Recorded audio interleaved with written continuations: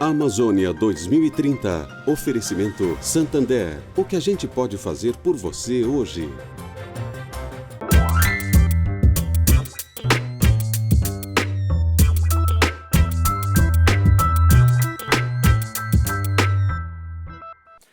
Olá, seja bem-vinda, bem-vindo ao Capital Natural. No programa de hoje, seguimos exibindo a série de encontros Amazônia 2030, desafios e oportunidades da bioeconomia, realizados pelo canal AgroMais com curadoria do professor Ricardo Abramovay.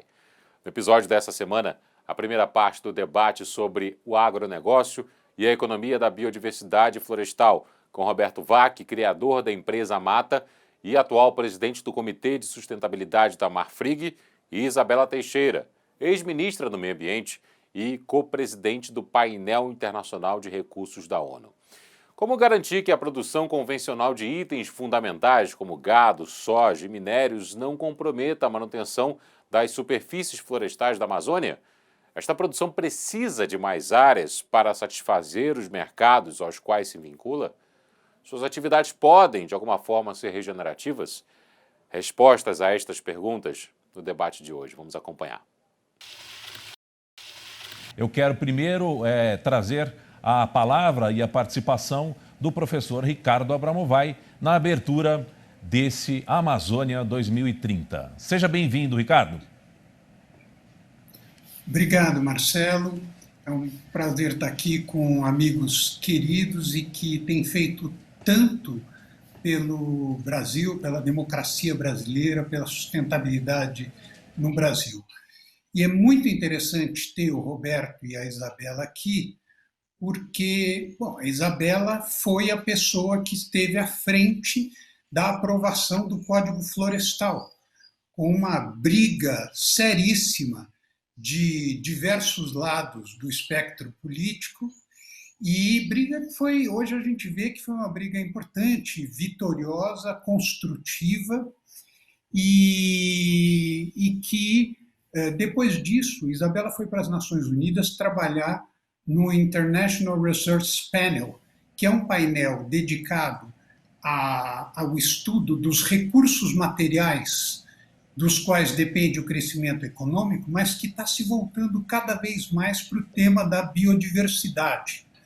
O Roberto, além de empresário, ele teve uma atuação destacada no Forest Stewardship Council, o FSC, o famoso FSC, presidiu o FSC.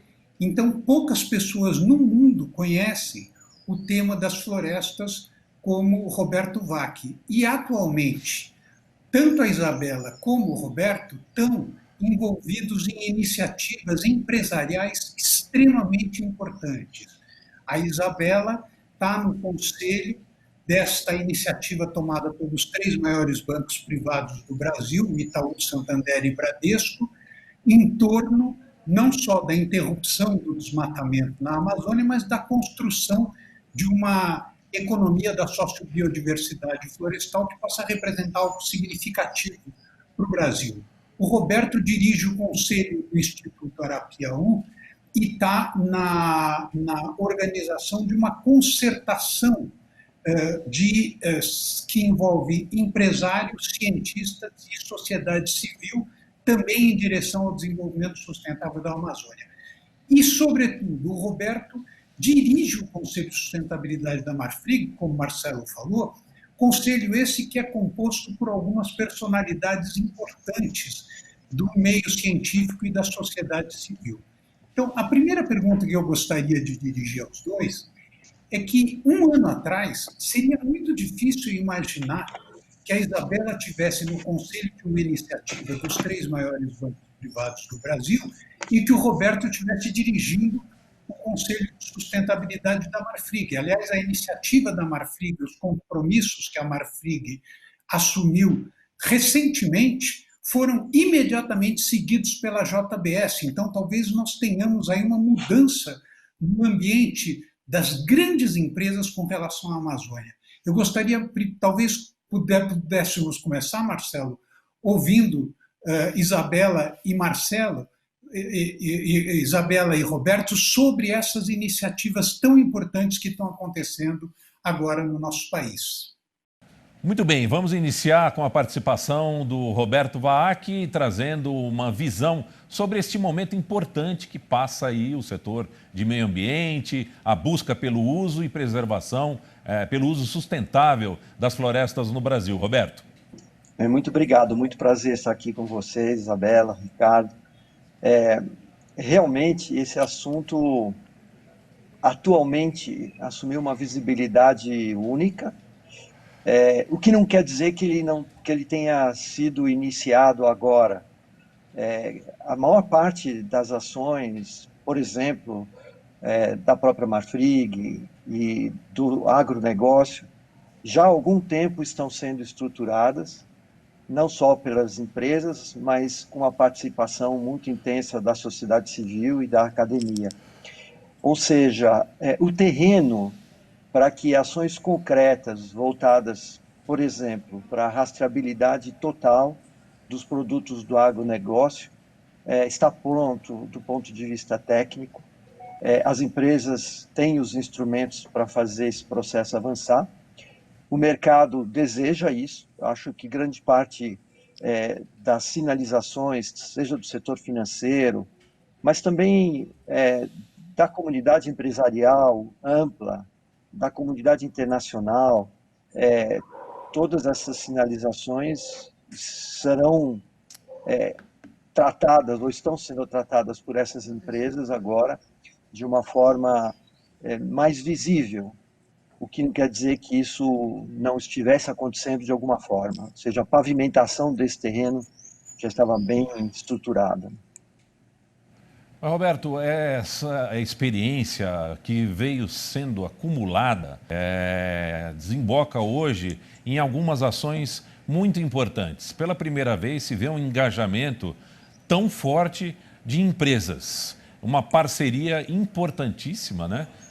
Que eu acho que você poderia descrever também nesse momento, com as ações governamentais, com as ações das comunidades, especialmente também na região, correto? Muito bom, é exatamente isso. Nenhuma dessas ações é implementável sem a participação da sociedade, o que inclui, obviamente, toda a cadeia de produção, especialmente os rurais, de parte desses produtores pequenos. Então, é uma onda que incorpora elementos de tecnologia e que estão sendo agora tratados de uma maneira mais sistêmica. Além disso, obviamente, a academia tem proporcionado um cabedal de conhecimentos muito importantes associados a modelos de produção. A Embrapa tem atuado fortemente, por exemplo, no processo da integração lavoura-pecuária, com a possibilidade de produção de carne carbono neutro, como foi lançado recentemente pela Marfrig. Além da academia, a sociedade civil, com instrumentos de monitoramento muito potentes. O Map Biomas, por exemplo, é um mecanismo, um processo de monitoramento que a sociedade passou a contar para monitorar tudo o que acontece na Amazônia, permitindo a elaboração, por exemplo, de mapas de risco, de zonas onde a situação, a relação da produção com o desmatamento é mais intensa, e zonas que precisam de uma então mais... É justamente uma articulação, agora mais recentemente com a entrada do setor financeiro, que será absolutamente necessário para financiamento dessas mudanças dos modelos de produção. Muito bem, agora vamos ouvir a ex-ministra do Meio Ambiente, Isabela Teixeira, que também participa e traz uma visão importante deste atual momento da busca pela preservação e uso sustentável das florestas aqui no Brasil. A aliança com a iniciativa privada, com governos e com as comunidades, especialmente, estão colocando um novo momento para esse segmento, para essa iniciativa, para essa busca aqui no Brasil. Isabela, seja bem-vinda ao Amazônia 2030. Muito obrigada. Olha, eu acho que o Brasil vive um momento muito agudo em relação à crise ambiental.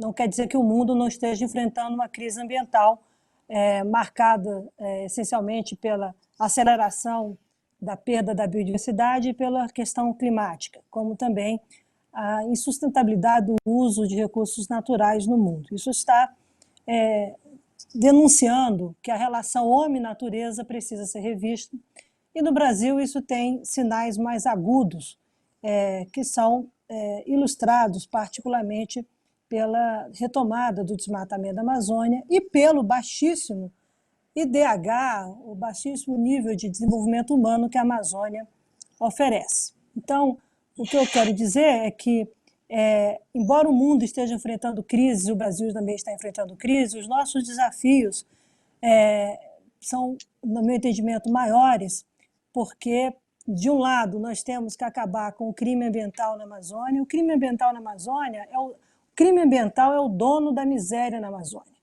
tá? E o outro lado, nós temos que buscar os caminhos que permitem, o que vão permitir que o Brasil tenha na Amazônia modelos sustentáveis de desenvolvimento, mais do que isso, que a Amazônia, que hoje nos tira do mundo, coloque o Brasil no mundo nessa trilha de economias, de novas economias, e mesmo da renovação das velhas economias em relação aos princípios da sustentabilidade. Então, nós temos, na minha opinião, um trabalho dobrado, né? Nós temos um trabalho estratégico de acabar com o crime, como eu sinalizei, uma coisa que o Brasil tem capacidade de fazê-lo e que, infelizmente, nos últimos 2 anos, o que a ciência nos mostra é que nós estamos experimentando um retrocesso sem precedentes. Espero que essa curva inverta. Mas, por outro lado, esse não é só o desmatamento, é o garimpo ilegal, é o tráfico de animais, uma série de atividades econômicas ilegais que estão informais colocadas na Amazônia, que, na realidade, colocam a Amazônia como uma perdedora, o Brasil um perdedor no tema global de sustentabilidade. O que nós tínhamos superado, ou estávamos no caminho de superar. Associado a isso, tem as desigualdades sociais, associado a isso, tem sonegação fiscal, tributária, trabalho escravo, ou seja, um mundo que o Estado, o poder público tem que dar conta e que a sociedade tem que apoiar, porque está associado também à corrupção, como o Ministério Público Federal tem mostrado na sua força-tarefa da Lava Jato, do contra o desmatamento na Amazônia. O outro lado é o que os meus amigos estão pontuando, quer dizer, nós temos que oferecer alternativas de desenvolvimento econômico, alternativas essas que sejam compatíveis com a floresta em pé, com a preservação da floresta. Então, tanto do ponto de vista das commodities tradicionais, que são lá colocadas como a questão do minério, da mineração, a questão da agricultura e a mesma exploração energética, do ponto de vista das florestais, por exemplo, nós temos alternativas, devemos ter metodologias, tecnologias que possam promover a separação entre crescimento econômico e diminuição ou eliminação dos impactos ambientais. Esse é um lado da moeda. E o outro lado da moeda é realmente a gente ir em torno das novas economias, da bioeconomia, da bioeconomia da floresta plantada, da bioeconomia industrial, orientando a 4ª revolução da indústria brasileira, da chamada economia da circularidade, onde você reaproveita com base em tecnologia, recursos naturais, orientando-se pelos novos mercados, orientando pelas novas demandas de consumo, o impacto da economia de inovação, pela ciência e pelo impacto da economia do conhecimento. Ou seja, a Amazônia é, para mim, um palco que oferece um caminho robusto para o Brasil para lidar com um futuro sustentável a partir de escolhas no seu presente, e também oferece um palco das escolhas que nós não podemos mais tomar, que foram aquelas definidas no passado, que se levar a algum tipo de desenvolvimento, a Amazônia é a região do país que tem a menor participação no PIB nacional, tem os menores IDHs e sofre ainda com uma desigualdade social brutal, além de ter desafios enormes do ponto de vista das suas populações tradicionais. Então, é uma região que nos coloca no futuro, se a gente souber fazer escolhas corretas no presente. É uma região que tem que vencer e superar o crime ambiental e o crime organizado, portanto, é um desafio do país. É uma região que, na realidade, precisa vencer a miséria, a sua exclusão social, a injustiça ambiental que aquela região tem, a partir de usar melhor os seus recursos naturais, a partir da conservação. Ou seja, é a região do país que ainda pode nos oferecer um Brasil que vai construir o seu desenvolvimento a partir da conservação e não da destruição, como nós já fizemos com uma floresta tropical, que é a Eu acho que essa reunião do setor privado, dos vários atores sociais, aqui lá fora, o interesse é um interesse muito mais voltado a ser algo estruturante, permanente, inclusivo, do que um interesse que leve à guerra de narrativas ou a contradições. Então, na minha opinião, a Amazônia tem que ser olhada pelos brasileiros como a parte estratégica da ambição do Brasil de ser um país, de fato, desenvolvido e sustentável e mais justo. É a partir da Amazônia que nós teremos soluções mais permanentes para o Brasil, inclusive envolvendo o agronegócio. Quer dizer, se nós temos lá a questão do maior parte do rebanho brasileiro, etc., nós temos o desafio de fazer um modelo de rastreabilidade dentro de um conceito de value supply chains que vai exportar isso para o mundo. Se nós temos lá uma oportunidade de ter uma indústria florestal modelo, nós temos a chance de discutir isso, os novos padrões de indústria florestal no mundo e os novos padrões de restauração. Se queremos avançar em relação a trabalhar a geração de emprego com bioeconomia, biotecnologia, nós temos lá a oportunidade de fazer novos modelos de negócio, desde o chão, desde a base com as populações tradicionais, até a sofisticação do impacto da economia de inovação, como a questão, por exemplo, das novas drogas, novos medicamentos a partir da indústria farmacêutica. Então, na Amazônia, eu quero discutir aqui é que nós temos opções para o futuro a partir de boas escolhas no presente. E, para isso, nós precisamos, sim, eu vou tomar prestada aqui a palavra do Roberto, em função do movimento que ele coordena, nós precisamos, sim, uma iniciativa de concertação, uma iniciativa de ouvir as partes, uma iniciativa que ouvir passa a ser transformador e não ficarmos vivendo como o Brasil está hoje, refém de guerras de narrativas sobre o seu passado. O passado já foi vivido com seus erros, seus acertos. Nós precisamos acertar mais em relação ao futuro. Tá? É isso que nós precisamos ter ambição e nos unirmos como os brasileiros e não esquecer que nós fazemos parte do mundo. Então, nós temos que saber dialogar, mostrar os nossos interesses e construir a partir de pontos de convergência e não ficar, como eu disse antes, buscando divergências, acentuando coisas que já foram equacionadas no passado, inclusive o enfrentamento ao desmatamento. Retrocesso, sim, é você não saber aperfeiçoar os ganhos que o país já conquistou nessas agendas. E avanços é você saber pactuar com a sociedade brasileira lato sensu por onde o Brasil quer ir, e por onde o Brasil quer ir, essencialmente a Amazônia faz parte disso. Não é um olhar externo sobre a Amazônia, é um olhar de brasileiros que não conhecem a Amazônia e dos amazônicos que precisam se integrar e ser parte do Brasil. Então, eu acho que é uma equação muito mais de conciliação política, é uma equação de diálogo, voltada para o conhecimento, para uma perspectiva de futuro, para uma perspectiva de que saber que o futuro não é uma projeção linear do passado, não é de condenar as pessoas, o agronegócio tem responsabilidades? Tem. Senão, não teríamos tido que renegociar o Código Florestal. Agora, o Código Florestal foi uma lei não implementada, é uma lei da década de 60, que não foi cumprida, porque se ela tivesse sido cumprida, não teria tido o debate de 2012. É tão simples quanto isso. Como também os princípios, parte dos princípios da Política Nacional do Meio Ambiente estão na Lei do Agronegócio de 1991, também não foram cumpridos. Então, nós temos que saber cumprir que é olhar o retrovisor e resgatar os passivos, mas nós temos que virar esse retrovisor para frente e colocar isso para o futuro. Então, se a agricultura é capaz de preservar hoje, eu quero saber o que a agricultura vai entregar daqui a 30 anos de preservação. É isso que o mundo está discutindo, sobre a capacidade de produzir e a capacidade de proteger a natureza. É isso que eu chamo construir a partir da conservação. A Amazônia nos oferece caminhos para novos produtos, como você disse, oferece novas expectativas de dieta alimentar no mundo, mas ela também oferece o grande desafio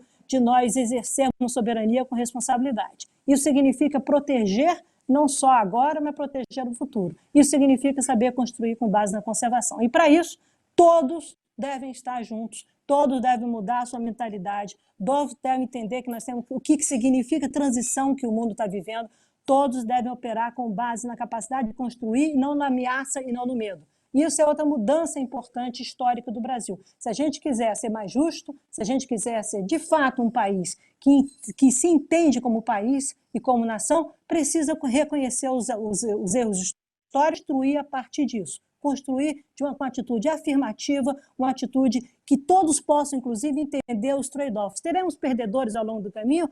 Claro que teremos, Marcelo, mas nós teremos que saber acolher e temos que abrir os caminhos para os novos. O mundo está mudando muito rápido, novos atores estão vindo, a indústria florestal tem uma grande demanda no mundo, a tecnologia, os novos materiais, a maneira de construir nas cidades, maneira de construir casa, tudo está mudando no mundo. Nós queremos estar parte desse mundo ou nós queremos ser vilões excluídos e vivendo de um passado que não é tão glorioso assim? Então, eu acho que está na hora de mudar, e para mudar nós temos que mudar juntos, e não com desenhos de vilanização ou de polarização que não nos levam absolutamente nada, a não ser a pobreza, a derrota, a exclusão, a vilanização, e mais do que isso, pontuados pela ignorância. Isso não é o Brasil, isso não é essa diversidade que essa sociedade tem, e tampouco é o que tenho certeza que os amazônidas ambicionam como seus caminhos para desenvolvimento sustentável.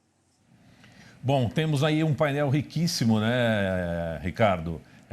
A partir da experiência da Isabela, também do Roberto, que oportunidades esse diálogo pode ser favorecido a partir dessa participação mais efetiva, especialmente da iniciativa privada, Ricardo?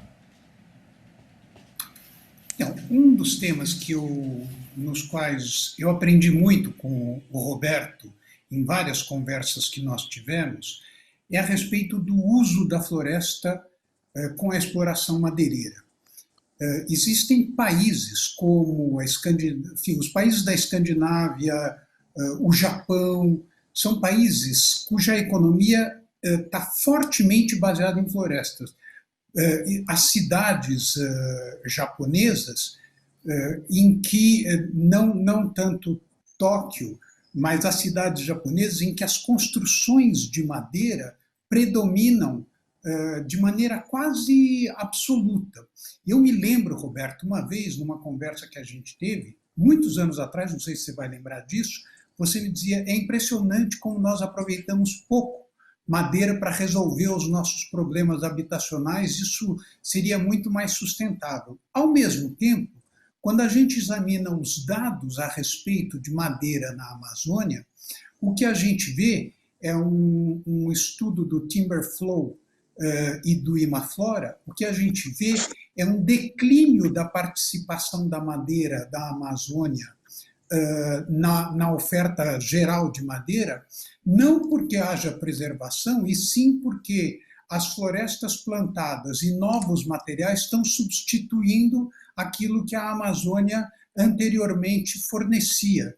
Então, eu queria te ouvir um pouco sobre quais são as perspectivas de uso da madeira, especificamente na Amazônia, já que se trata de floresta, e quando você fala em floresta, um dos territórios de exploração pode ser a madeira. Hoje, na Amazônia, o que se ouve qualquer pessoa falar é que você explorar a madeira ilegalmente sai tão mais barato do que explorar legalmente, que o mercado opta pela madeira ilegal. Ao mesmo tempo, como o mercado sofre pressão, o resultado é provavelmente que a gente deixa de aproveitar um potencial que seria muito grande. Como é que é essa equação que, nessa minha formulação, eu tenho certeza que eu não consegui fechar?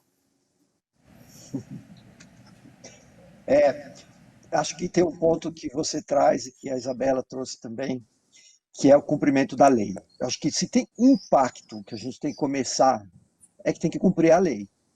Cumprir a lei nas questões associadas à grilagem de terra, ao garimpo ilegal, à exploração madeireira,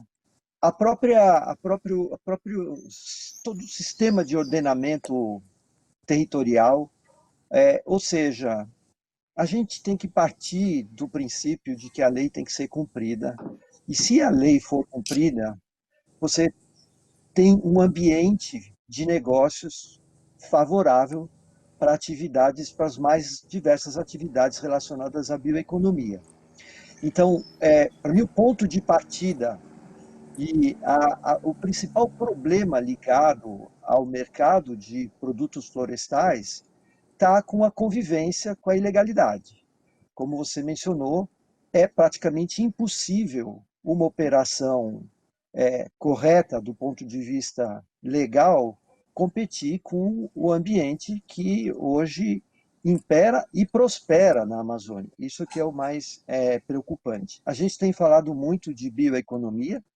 Para mim, a bioeconomia ela é um conceito muito amplo, desde os produtos da sociobiologia, da sociobiodiversidade, que tem uma associação riquíssima com a cultura, uma associação muito interessante, por exemplo, com a gastronomia, que no mundo cada vez dá mais valor para a diversidade de sabores, de aromas, etc. Então, esse campo é um campo que pode oferecer oportunidades muito grandes.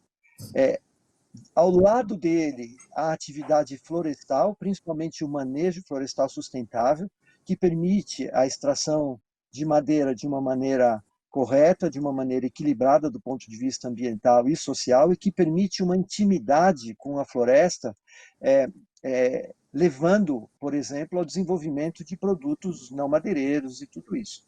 E depois, também a bioeconomia da grande commodity, que pode estar associada, por exemplo, à conservação, uma vez que ela tem áreas de preservação importantes, como definido pelo Código Florestal. Ou seja, se na Amazônia se cumpre o Código Florestal, se favorece uma economia florestal muito grande, que pode ter exploração madeireira, que pode ter exploração de não madeireiros, de uma maneira equilibrada, favorecendo o acesso a essa bioeconomia da biodiversidade, ou seja, uma convivência da bioeconomia da grande commodity com a bioeconomia da biodiversidade, da relação social, tendo na floresta o ponto de encontro dessas duas atividades. Agora, isso só ocorre se houver um ambiente legal de operação. Então, o ponto central para mim se refere exatamente à legalidade. Quanto à perspectiva do uso dos produtos, ela só cresce no mundo. Os países nórdicos, por exemplo, têm desenvolvido tecnologias a partir de fibras de árvores que substituem plásticos, substituem produtos têxteis, têm aplicações na área da informática, da alimentação, ou seja, a atividade florestal ela vai bastante além do uso da madeira, por exemplo, para construção ou mesmo para movelaria. Essas duas frentes são importantíssimas. É crescente a atenção às aplicações de madeira na construção civil na Europa. Eu acho que aqui tem uma oportunidade enorme, mas tudo isso, mais uma vez, só se a gente conseguir operar num ambiente de legalidade, o que não é tão difícil, né? A gente não precisa de leis novas, esse é que eu acho que é o grande desafio. Nós temos a oportunidade de ser o país que tem a melhor equação de convivência da produção com a conservação do planeta, que tem condições de transformar essa operação de uma forma muito interessante sob o ponto de vista de emissões, favorecendo mercados e acesso a mercados de carbono, tem condições de fazer isso melhorando a qualidade de vida de uma parte muito importante da população brasileira que vive na floresta. Enfim, nós só temos pontos positivos a explorar e de uma maneira muito difícil de explicar, nós optamos pelo caminho contrário. A primeira parte desse importante debate fica por aqui. Na semana que vem continuaremos acompanhando esse importante encontro sobre o agronegócio e a economia da biodiversidade florestal, com Roberto Vaque, Isabela Teixeira e Ricardo Abramovay. Até lá!